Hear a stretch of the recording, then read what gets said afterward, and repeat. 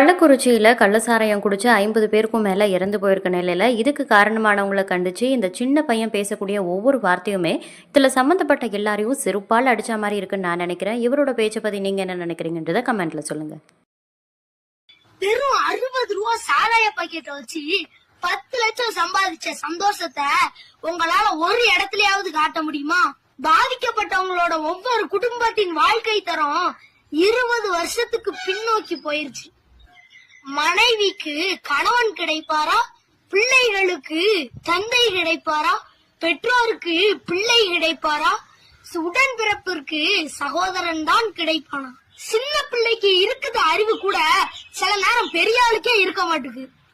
இதுக்கு பிறகும் சாராய போதைக்கு ஆசைப்பட்டேன்னா உங்க பிள்ளையோட மூத்தரத்தை வாங்கி குடிங்க, அப்பவாது புத்தி வருதான்னு பாப்போம். பாவம் ஒரு பக்கம், பழி ஒரு பக்கம்.